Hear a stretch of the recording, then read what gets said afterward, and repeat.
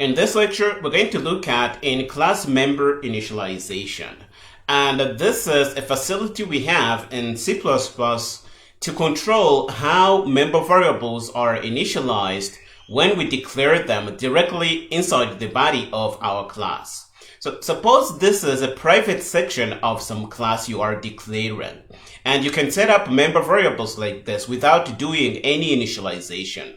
So what this is going to do by default is going to initialize your data to contain some junk data. It might be 0, it might be really anything that can fit in this type that we have here. So we don't have control on what is going to be in here.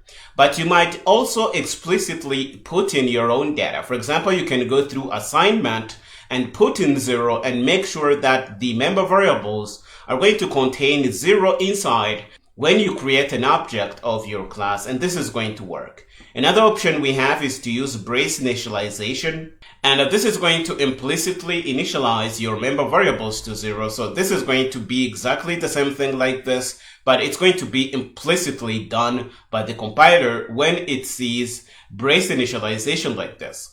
You can also explicitly put in your data, just like we do here using brace initialization. And this is going to put in 0. And you can even initialize custom types that you set up yourself. And this is going to call your own default constructor to construct your things. And so you can also use in-class member initialization to set up and initialize classes of your own types. For example, here we have an integer type that we have built ourselves, and we are setting up a member variable of that type. And if we use braced initialization like this, this is going to call our default constructor, and you're going to see that this is going to work exactly like you want. But one thing I want you to know is that it wasn't always this easy to do in-class member initialization, because before C++ 11, the list of types for which you could do in-class member initialization was really limited. Before C++ 11, you could only do this for static constants of integral types, so integer, size t, and things like that. And we could only do this only for static constants of enum type. If you do this for any other type that is not covered by what we see here, you would get a compiler error. But we are using modern C++, so we can really do in-class member initialization for any type, and it is going to work just like you see here. So let's head over to Visual Studio Code and play with this a little more. Okay, here we are in our working folder. The current project is in-class member initialization. We're going to grab our template files pretty quick. We're going to put them in place. And we're going to open this in Visual Studio Code by dragging and dropping here. This is going to open our files. We have the main CPP file. We can clean this up a little bit. And before we do anything, I want to bring in a class that we're going to use to show that in-class member initialization can also work for our own custom types. We're going to put in an integer class, so let's put a header file for that here. And we're going to do a CPP file. We are going to put in the header file, nothing complicated here. We have our include guard, we have the class, we have a member variable inside, and we have a set of setters and getters, and we have a constructor and a destructor here. Nothing complicated. Okay, now that we have this, we can put in the CPP file. Let's do that, and we are just going to put in the implementations for our constructors.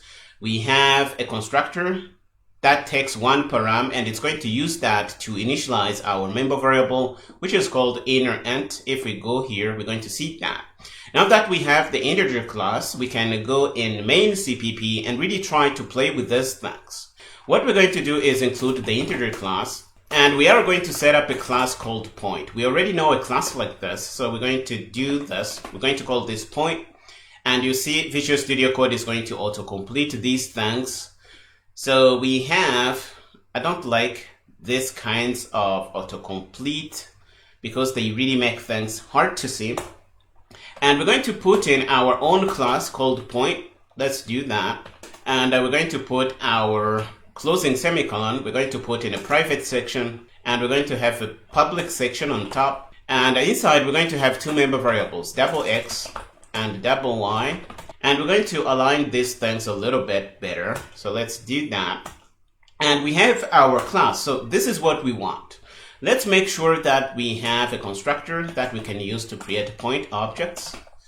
And let's call our members mx and my. I think this is going to work. And we're going to say point, we're going to say double x here and double y. And we are going to use an initializer list to put these values in. So we're going to say mx is going to take xn and my is going to take yn. We're going to use braced initialization here.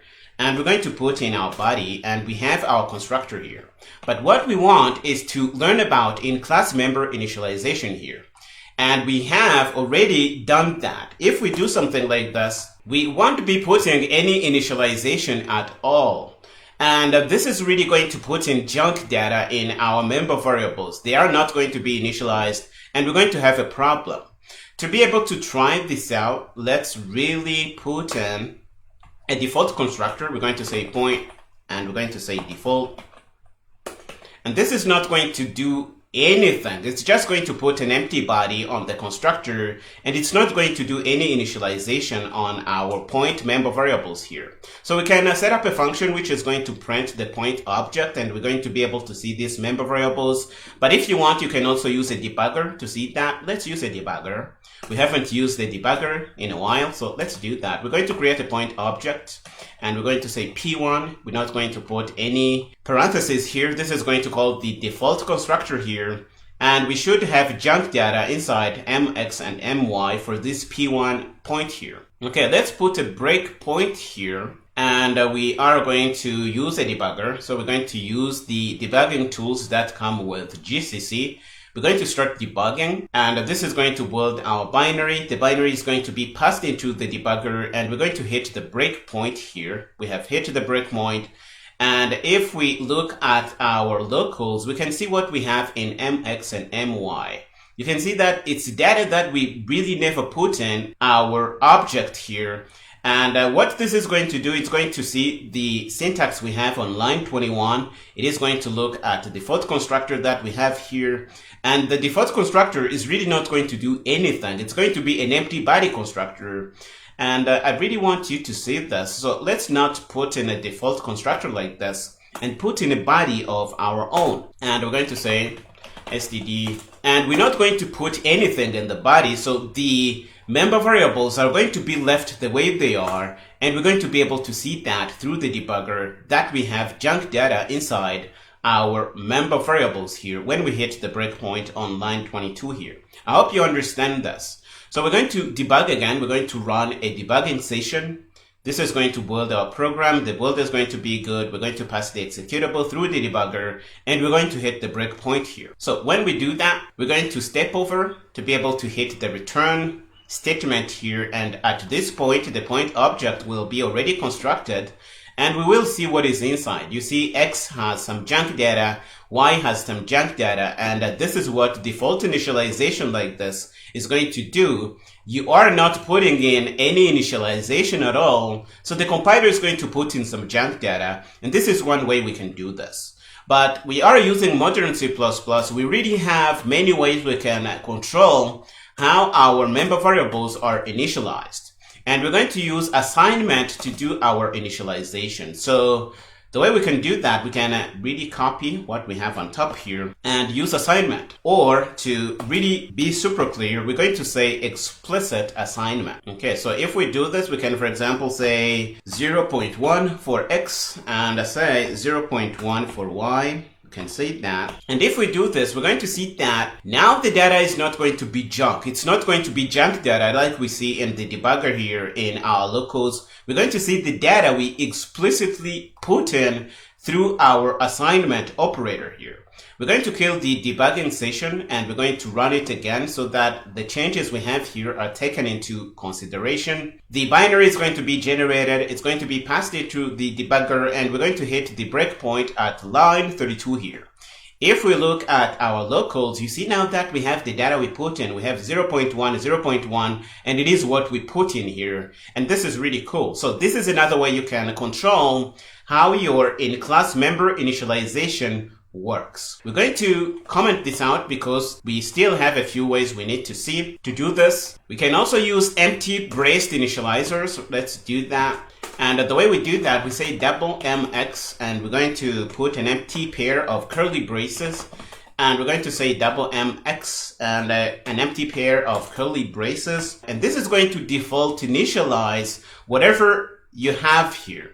Because this is a fundamental type, this is going to initialize this to 0. But if it was a custom type like integer, for example, this would call the default constructor for your type. So let's try and debug again and see that this is going to initialize our member variables to 0, which is a 0 initialization of the double type that we have here. So we're going to start a debugging session again. And it seems like we have a compiler error. What is the problem here? Double my. We are initializing this twice and we're going to get a compiler error. Let's try and build and make sure that we have no compiler error. So we are going to start a debugging session again. And we have an error here. Let's close this. And if we go here, it says class point does not have any field named my. We named this mx, so let's say my here. And let's build to make sure this is not giving us any more compiler errors.